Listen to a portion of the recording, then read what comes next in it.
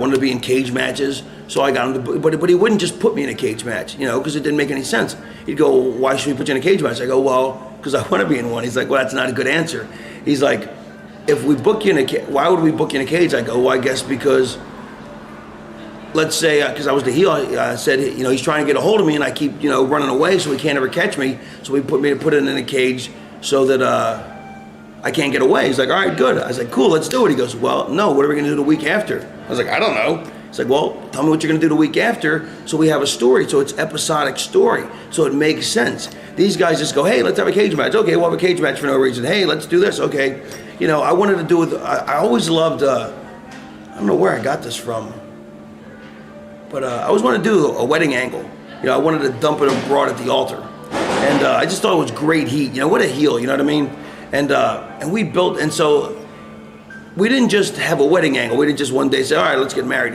We built that thing, and that was that's actually one of my proudest storylines. We had a girl, Ginger, who was my valet. And when I got to Portland, part of the way I got over was every week I'd bring a different girl with me. And I was new to the territory, and Piper gave me 3 weeks to get over. And so obviously, if you got a broad with you, that just helps the thing. This was before everybody and their mother had a broad. Very few people had a broad. So I'd bring a different broad every week, and then it got to be hard because half the time they show up late, they didn't know where to go. So one night I was looking for a broad for the next week, and I was at my Coke dealer's house, and there was this girl, Ginger, with big boobs, who was smoking crack, and she was hot. So I was like, hey, you want to be on TV tomorrow? She's like, yeah. So she showed up, and she actually was like the most punctual. She showed up on time. She was really good. So I made her my valet. That was back when I had a drug problem. I don't anymore.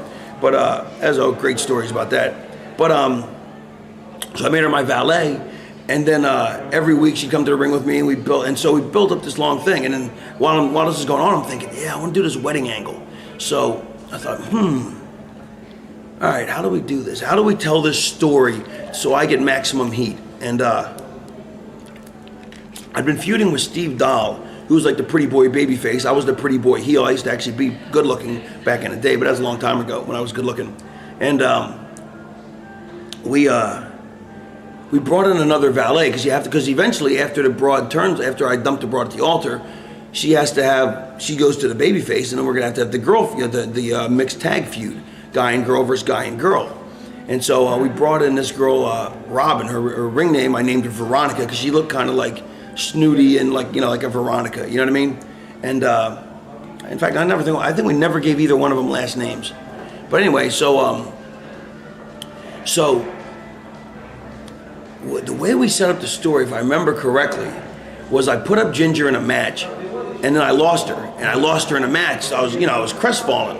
So then I challenged Steve Dahl to another match, and if somehow I got him to go along with it that if I beat him, I'd get her back, and if he beat me, he'd get something else. I forget what it was.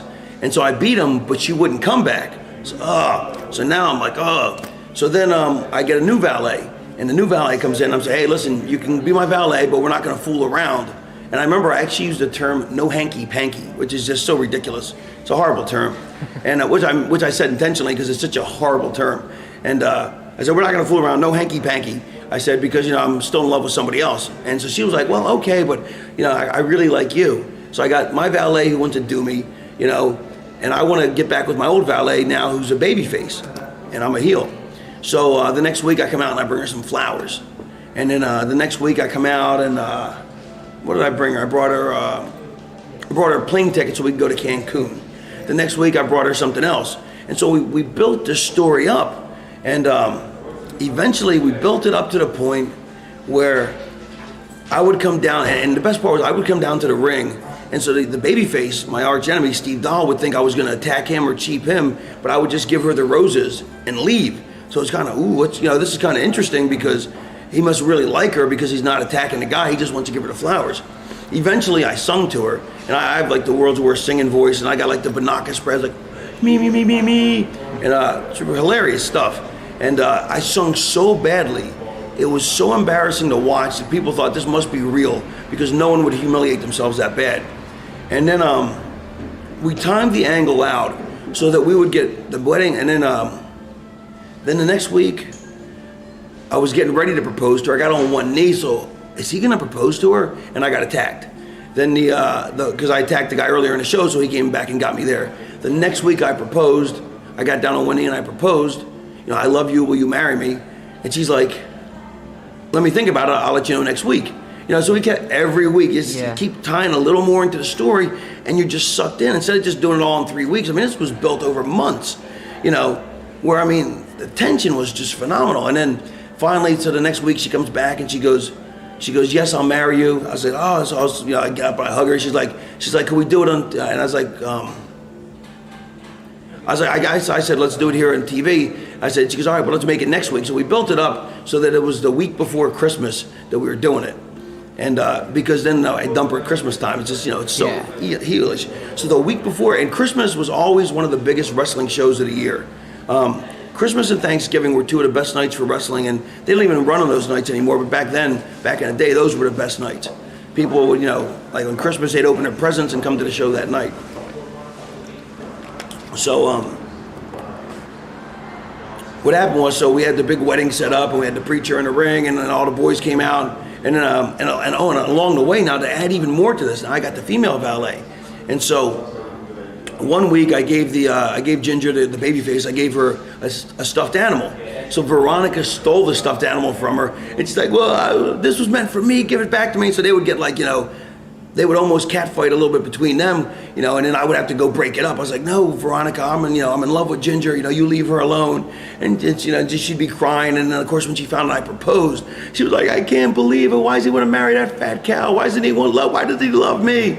So you got these. So me humiliating myself in my love for Ginger, Veronica humiliating herself in her love for me, and it's just you're sucked in. It's and it's convincing, and